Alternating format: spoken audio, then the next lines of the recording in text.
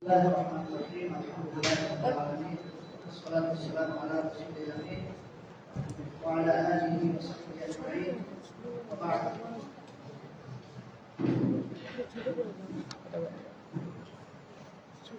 روى الإمام أحمد عن بويفع رضي الله عنه قال: قال رسول الله صلى الله عليه وسلم: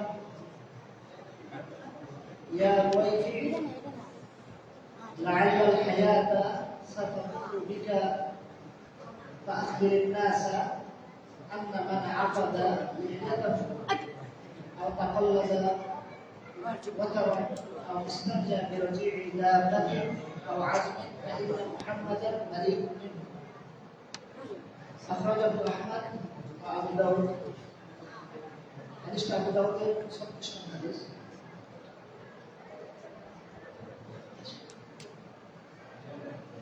রুয়াইফি রাদিয়াল্লাহু আনহু তিনি বলেন যে রাসূলুল্লাহ সাল্লাল্লাহু আলাইহি ওয়াসাল্লাম বলেছেন, ইয়া রুয়াইফি, হে রুয়াইফি, লাআল হায়াতা সাতাতুকু বিকা, সম্ভবত তোমার হায়াত লম্বা হবে, সম্ভবত তোমার হায়াত লম্বা হবে, অর্থাৎ তুমি বেঁচে থাকবে বেশি। ফাখবিরিন নাস, অর্থাৎ তুমি মানুষকে খবর দাও, মানুষকে খবর দাও, জানিয়ে দাও, আন্না মান আকাদা লিহিয়াতাহু, যে দাড়িতে গিট দেবে, দাড়িকে গিরা দেবে, আর হলো আও তাকাল্লাদা ওয়াতারা, অথবা এই যে বিভিন্ন তার জাতীয় যেগুলো যে ধনুকের তার আছে বা এই জাতীয় তার দিয়ে কেলাদা বানাবে, অর্থাৎ গলায় লটকাবে, অর্থাৎ নিজের অথবা পশু।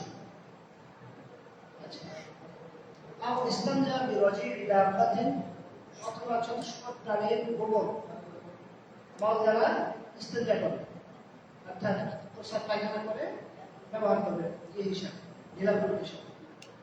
আও আজমিন, অথবা হাড্ডি দ্বারা। ফাইন্না মুহাম্মাদান বারিউম মিনহু, তবে জেনে রাখবেন নিশ্চয়ই মুহাম্মদ তার থেকে সম্পর্ক ছিন্নকারী। মাআযাল্লাহ, মানে রাসূল যদি সম্পর্ক ছিন্ন করে তাহলে এটা কি অবস্থা? আচ্ছা, এখানে একটা বিষয় হলো যে তাকাল্লাদা কথা, একটা সামান্য একটা তার কাছে গলাতে মালার মতো পড়ে আছে, এটা আবার কি সমস্যা? ছোট্ট বিষয়, এটা তো যারা আমাদের এখন মানে ইসলামে বড় বড় কিছু করতে চায় তাদের কাছে একেবারে তুচ্ছ বিষয়, কি এগুলো নিয়ে কি আলোচনা করে, তার কাছে আছে শরীরে, এবার কি সমস্যা? রাসূল বলতেছে যে মুহাম্মদ তার থেকে সম্পর্ক ছিন্নকারী, এইটা তার কাছে কিছু ব্যাপারই মনে হয় না। রাসূল বলছে তাকে, অথবা বিশ্বাসী হয় না যে রাসূল বলছে, এটা একটা কথা। হ্যাঁ, যে রাসূল সাল্লাল্লাহু আলাইহি ওয়াসাল্লাম বলেছেন এটা বিশ্বাস হয় না, এটা একটা বিষয়। অথবা রাসূল বলছে তাতে কি হয়েছে, এটা একটা ব্যাপার হলো, এটা নিয়ে আলোচনার বিষয়। একটা তার কাছে আছে গলায় মালার মতো, হ্যাঁ, এটা সমস্যা কি? তার মানে এটাকে যারা পরিধান করে বিভিন্ন বিপদ দূর করার জন্য, অর্থাৎ এটা পরিধান করলে বিপদে পাবে না, লিদাফিল বালা, রাসূল বলেছেন যে এই জাতীয় বিশ্বাস নিয়ে কেউ যদি এগুলো পরিধান করে তাহলে মুহাম্মদ বারিউম মিনহু, তার থেকে সম্পর্ক ছিন্নকারী, তার থেকে সম্পর্ক ছিন্নকারী। আচ্ছা,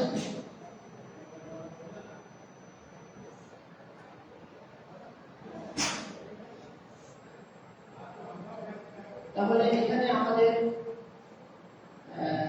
বিশেষভাবে হলো যে কেলাদা পরিধান করা।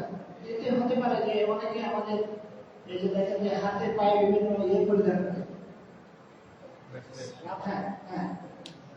রাবার, তারপরে আরো এইসব বস্তু এগুলো পরিধান করে, এগুলো ওর ভিতরে পড়ে যায়। অর্থাৎ যদি কেউ এই বিশ্বাসে পরিধান করে যেগুলো পরিধান করলে বিপদ আসবে না, অথবা এটা ভালো হবে সেই, তাহলে এটা মুহাম্মদ সাল্লাল্লাহু আলাইহি ওয়াসাল্লামের সাথে সম্পর্ক উচিত একটা ব্যাপার স্যাপার, এই ব্যাপারে সতর্ক হওয়া উচিত।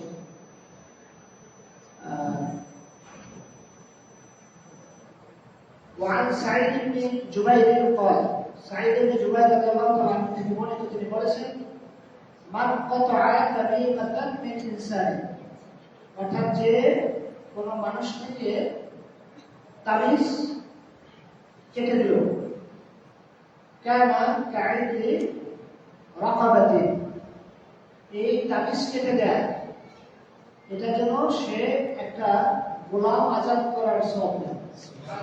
একটা গোলাম আজাদ করতে কত লাখ টাকা দরকার? বর্তমান বাজারে তো কয়েক লক্ষ টাকা। আচ্ছা, তো এই সওয়াবটা পেল শুধু একটা তাবিজ কেটে দিল। এটা এরকম সৌদি আরবের যারা আল্লামা কেরাম মুফাসসিরিন ওনারা যেখানে যান সেখানে তাবিজ কেটে দেন।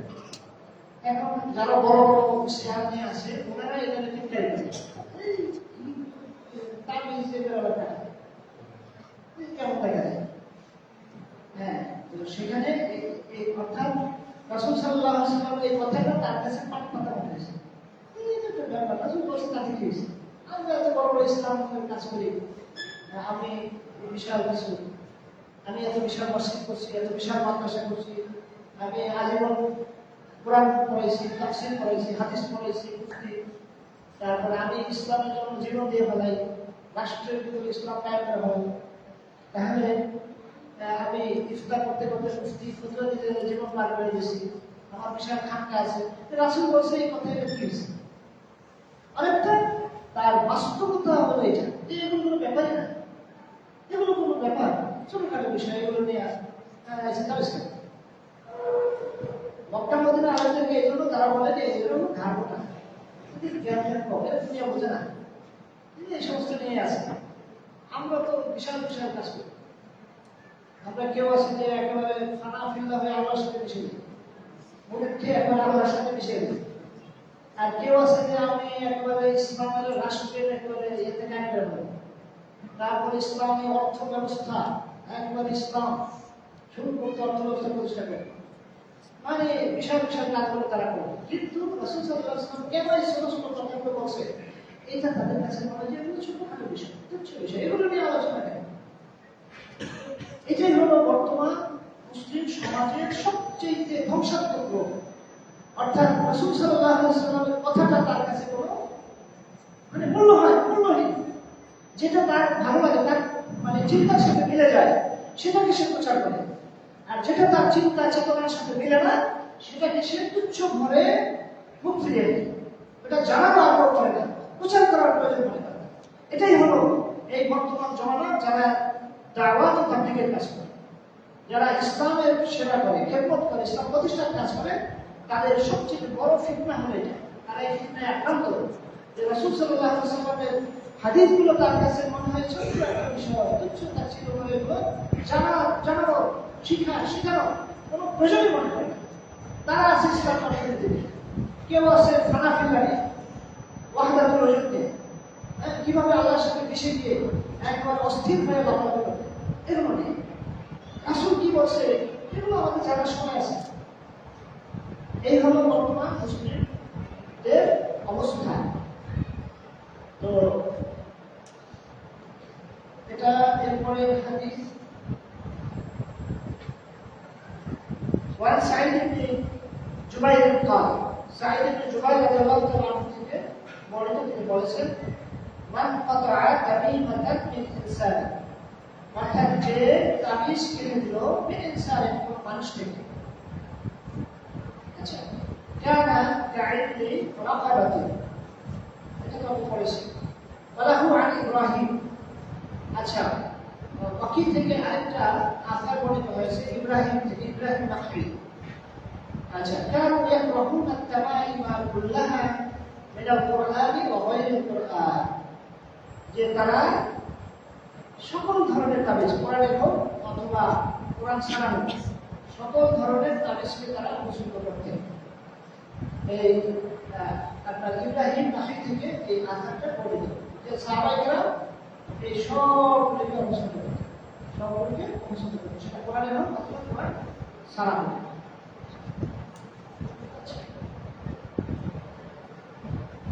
বাবু মান তাবাররাকা বিশাজারাতিন আও হাজারিন ওয়া নাহবিহিমা, এই অধ্যায়টা হলো যে বরকত হাসিল করলো এই সাজারাতে কোনো গাছের আও হাজারে অথবা কোনো পাথরে ওয়া নাহবিহিমা অথবা এই জাতীয় কিছু এই অধ্যায় وقول الله تعالى الله تعالى কথা أفرأيتم اللات والعزى ومناة الثالثة الأخرى ألكم الذكر وله الأنثى تلك إذا قسمة ضيزى إن هي إلا أسماء سميتموها أنتم وآباؤكم ما أنزل الله بها من سلطان إن يتبعون إلا الظن وما تهوى الأنفس ولقد جاءهم من ربهم الهدى আচ্ছা এই অধ্যায়ের হাদিসটা হলো عن أبي واقد الليثي قال أبو واقد الليثي তিনি বলেছেন خرجنا مع رسول الله صلى الله عليه وسلم যে আমরা রাসূলুল্লাহ সাল্লাল্লাহু আলাইহি ওয়াসাল্লামের সাথে বের হয়েছি ইলা হুনাইনের দিকে এটা মক্কা বিজয়ের পরে ونحن خلفاء عهد بكفر আর আমরা তখন কুফরির একেবারে নিকটবর্তী মানে অস্তিত্ব গ্রহণ করেছি এই অবস্থায় হুনাইনে রওনা করছি ওয়ালিল মুশরিকিন আসিফরাতুন তো সেখানে ছিল মুশরিকদের একটা বড় গাছ ছিল গাছ আচ্ছা ইয়াকুফুনা ইনতাহা ويقوتون بها أسلحتهم يقال لها ذات أنواط অর্থাৎ তারা ওই গাছটার পাশে এসে এতেকাফ করত হ্যাঁ ওই গাছের পাশে তারা উকুফ করত বসে থাকত বরকত আছে আচ্ছা ويقوتون بها أسلحتهم এবং তাদের অস্ত্রগুলোকে যে যুদ্ধাস্ত্র এগুলোকে গাছে টাঙিয়ে রাখত ওই গাছে যাতে ওই অস্ত্র দিয়ে যুদ্ধ করে বিজয় লাভ করা মানে এই গাছের বরকত আছে আচ্ছা আমাদের দেশে আছে গাছ আছে আছে চট্টগ্রাম জায়গায় গাছের সুতা কাটা যায় ওই সুতা আবার পড়ে হ্যাঁ বড় গাছ আছে বিভিন্ন ধরনের গাছ আছে এটাই হলো গাছ বাবা মানে বরকত হাসিলের গাছ আচ্ছা এবং দুনা বিহান হাসিল খাতা يقال لها ذات أنواط এটাকে বলা হতো ذات أنواط আচ্ছা فمررنا بسدرة তখন আমরা ওই ফুল গাছের পাড়ে দিয়ে গেলাম তখন আমরা বললাম ইয়া রাসূলুল্লাহ হে আল্লাহর রাসূল اجعل لنا ذات أنواط كما لهم ذات أنواط ইয়া রাসূলুল্লাহ তাদের যেমন এই যে বরকত হাসিলের গাছ আছে আমাদের জন্য একটা গাছ ঠিক করে দেন এরা কি সুন্দর করে ওই পাশে বসে এখান থেকে বসে জুড়ে রাখে তো বরকত হাসিল আমাদেরকে একটা ঠিক করে দেন আচ্ছা فقال رسول الله صلى الله عليه وسلم রাসূলুল্লাহ সাল্লাল্লাহু আলাইহি ওয়াসাল্লাম বলেন আল্লাহু আকবার মানে খুব প্রকম্পিত হয়ে গেছে যে এত বড় কথা এটা কিভাবে তোমরা বলছো ইন্নাহা লা সুনান قلت الذي نفسي بيده كما قال بني اسرائيل لموسى এটা তো সেই পদ্ধতি যেটা তোমরা বললা আল্লাহর কসম যার হাতে আমার জীবন তার কসম তোমরা ঠিক সেইভাবে কথাটা বলেছো যেভাবে বনি ইসরাঈল মুসাকে বলেছিল বনি ইসরাঈল যেভাবে মুসা আলাইহিস সালামকে বলেছিল কি বলেছিল ইজআল লানা ইলাহান কামা লাহুম আলিহা আমাদের জন্য একজন মাবুদ বানিয়ে দেয় ঠিক করে দেয় যারা আমরা ইবাদত করি যেমন ওদের মানে অনেকগুলো মাবুদ আছে মুসার কাছে বলছিল ওই যে মানে রওনা করছে তারপরে দেখছে যে কিছু লোক মাবুদের পূজা করতাম মুসাকে বললো মানে তাদেরকে আল্লাহ বিপদ থেকে মুক্তি দিচ্ছে তারপরে তারা যে পথে একটা দেখছে যে কি সুন্দর করে মাবুদের পূজা করে তাদের কাছে ভালো লাগলো তখন আমাদের জন্য একটা দৃশ্যমান মাবুদ বানিয়ে দেয় এই জায়গায় আমরা তার পূজা অর্চনা করবো খালি না দেখে পূজা করবো আচ্ছা তখন বলবে যে মুসা আলাইহিস সালামকে বনি ইসরাঈল যেভাবে বলেছিল যে আমাদের জন্য একটা মাবুদ ঠিক করে দেয় যেভাবে তাদের বিপদে আছে ঠিক তোমরা এই যে গাছ ছেড়েছো বরকত হাসিলের জন্য একটা গাছ এটা ঠিক ওই বনি ইসরাঈল তোমরা বলছো আমার কাছে বরকত হাসিলের জন্য গাছ এই জন্য আচ্ছা লাতার ব্যাপক না সুনানা মান কানা ক্বাবলাকুম যে অবশ্যই তোমাদের পূর্ববর্তী যে পথভ্রষ্ট জাতিগুলো তারা যে পথে আরোহণ করেছে, যে পথে চলছে, তোমরা তার উপরে আরোহণ করো। আর তারা যে ভুল করেছে, যে কাজ করে পথভ্রষ্ট হয়েছে, ঠিক তোমরাও সেই কাজ করে পথভ্রষ্ট হবে। এটা আসলে তাকিদ দিয়ে বলেছে, দুটা তাকিদ, লাভে তাকিদ, মন তাকিদ। লাদাও কেমন না, লা এটাও তাকিদ, আবার মন এটাও তাকিদ, জোর দেয়। অবশ্যই তোমরা ওই কাজগুলো করবে যেটা তোমরা এখন করে দেখে। অর্থাৎ এখান থেকে সাবধান।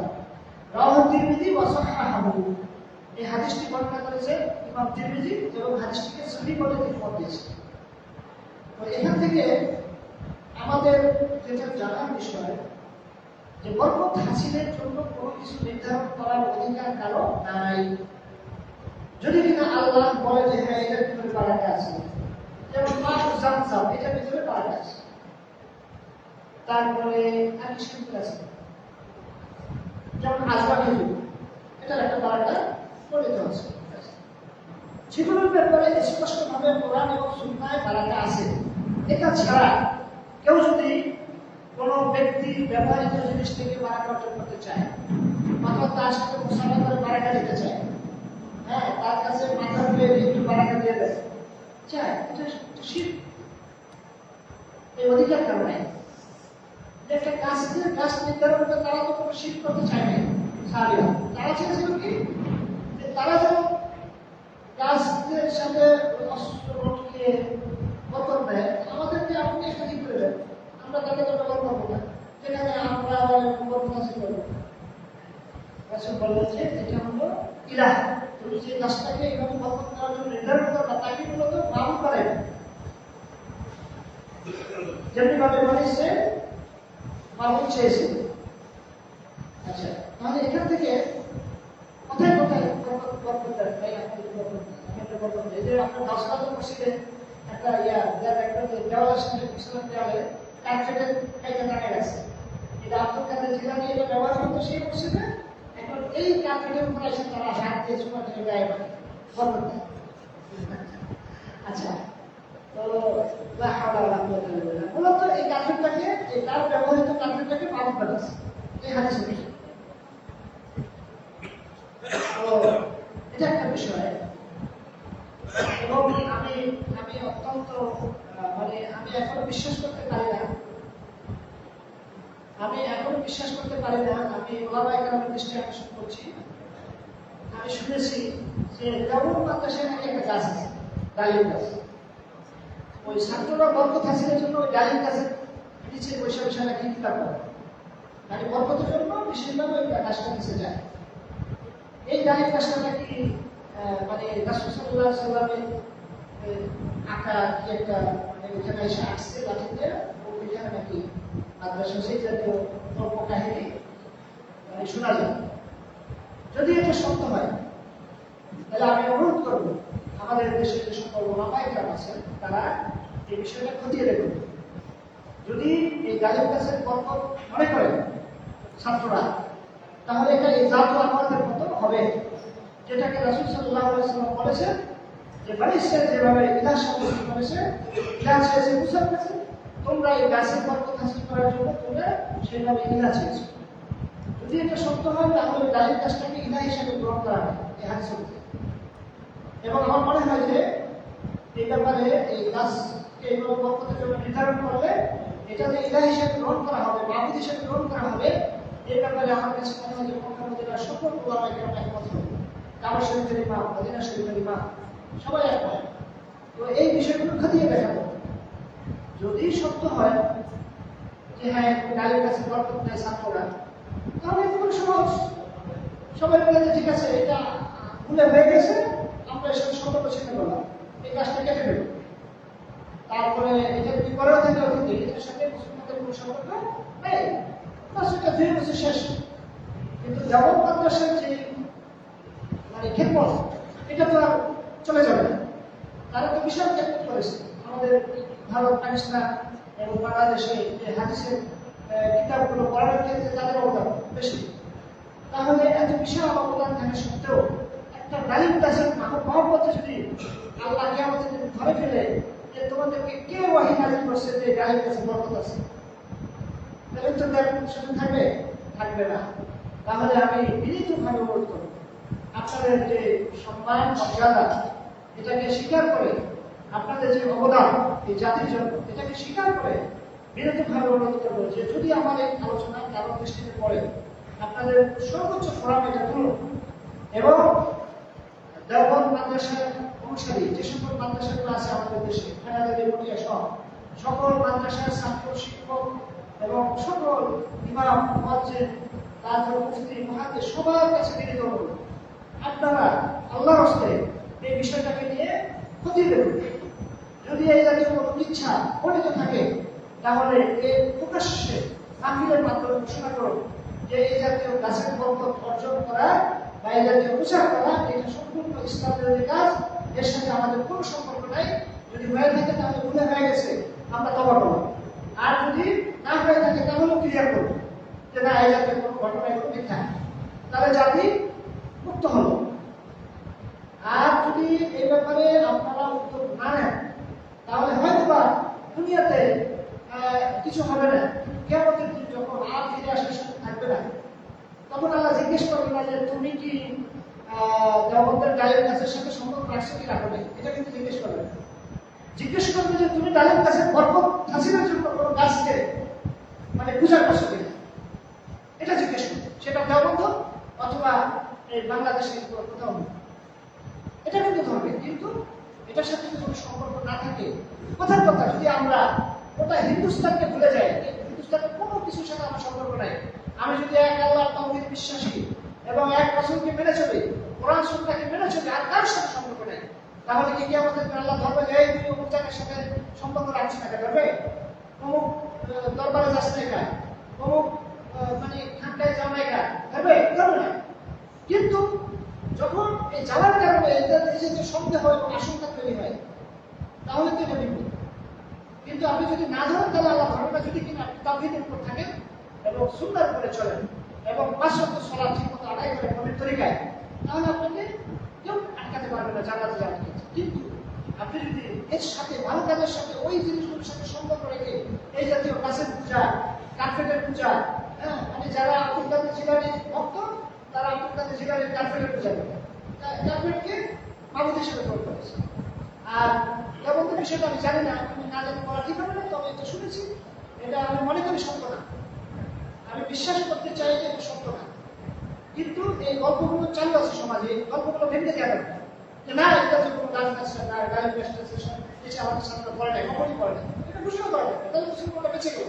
কারণ এটাকে দলিল দিয়ে বাংলাদেশে বিভিন্ন ধরনের গাছের পূজা করে বাজার পূজা দিতে, যেমন বিভিন্ন গাছে সুতা কাটা গেছে এবং তারা তো এটাকে দলিলের সাথে গ্রহণ করে হ্যাঁ গাছের থেকে বরকত পাওয়া যায়, তাহলে এই সুযোগগুলো রাখার কি দরকার আছে? অতএব এগুলো স্পষ্ট করা দরকার এবং সুস্পষ্ট ঘোষণা দেওয়া দরকার প্রকাশ্যে, কারণ লক্ষ লক্ষ মানুষের জীবন মরণের সাথে এটা সাহিত্য জড়িত। কারণ হলো এই গাছ পূজা করে বা এর সাথে সম্পর্ক রেখে যদি কেউ মারা যায়, কিয়ামতের দিন সবাইকে একসাথে দাঁড় করা গেল। আর যদি এটা মিথ্যা হয়, এটাকে অজুহাত বানিয়ে মিথ্যা ঘটনাকে দিয়ে বাংলাদেশের সমস্ত মাজারগুলোতে গাছের পূজা হয়, বিভিন্ন বট গাছ, তারপরে বিভিন্ন গাছ এখানে সুতা বেচায়, তারপরে কত ধরনের কাজে কাজে কাজ হয়, এগুলো এরা এই সুযোগটা পাচ্ছে, তাহলে এর দ্বারা মুসলমানরা বিভ্রান্ত হচ্ছে। অর্থাৎ এটাকে স্পষ্ট করা উচিত। আমি এই হাদিস থেকে, এই হাদিসটা তিরমিজি বর্ণনা করেছেন, হাদিস নাম্বার হলো আপনার 2181 তিরমিজি, এবং তিরমিজি এটাকে বলেছেন হাদিস হাসান সহিহ। তার মানে কি হাদিস হাসান এবং সহিহ, তার মানে এটা দুর্বল না, শক্তিশালী হাদিস। এবং তিরমিজি যে হাদিসটা বর্ণনা করেছে এর দ্বারা আমরা স্পষ্টভাবে বুঝতে পারি যে গাছের থেকে বরকত নেওয়ার জন্য কোনো কাজকে নির্ধারণ করা এটা শিরক এবং এটাকে মাবুদ হিসেবে গ্রহণ করা হয়, ইলাহ হিসেবে গ্রহণ করা হয়। অতএব এই ডালিম গাছের যে ঘটনা আছে, ডালিম গাছের যে ইচ্ছা প্রচলিত আছে আলেমদেরকে জড়িয়ে, আমি মনে করি যে আলেমদেরকে এখান থেকে মুক্ত এবং পবিত্র হওয়া এটা তাদের প্রত্যেকের দায়িত্ব, প্রত্যেকের দায়িত্ব। যারা এই ঘটনা জানার পরে চুপ থাকবেন তারা কিয়ামতের দিন জবাব দিতে পারবেন না। তার মানে এর দ্বারা অনেক মানুষ বিভ্রান্ত হচ্ছে, তারা মনে করতেছে যে হ্যাঁ গাছের বরকত দেওয়া যায়। তো আল্লাহ রাব্বুল আলামিন আমাদেরকে এই হাদিসটা ভালোভাবে বুঝে শুনে এই অনুযায়ী আমাদের জীবন, ব্যক্তি জীবন, পারিবারিক জীবন, সামাজিক জীবন, ধর্মীয় জীবন, অর্থনৈতিক জীবন, রাজনৈতিক জীবন, রাষ্ট্রীয় জীবন, আন্তর্জাতিক জীবনকে গড়ে তোলার তৌফিক দান করুন। هذا ما عندي والعلم عند الله استغفر الله لي ولكم ولسائر المسلمين السلام عليكم ورحمه الله وبركاته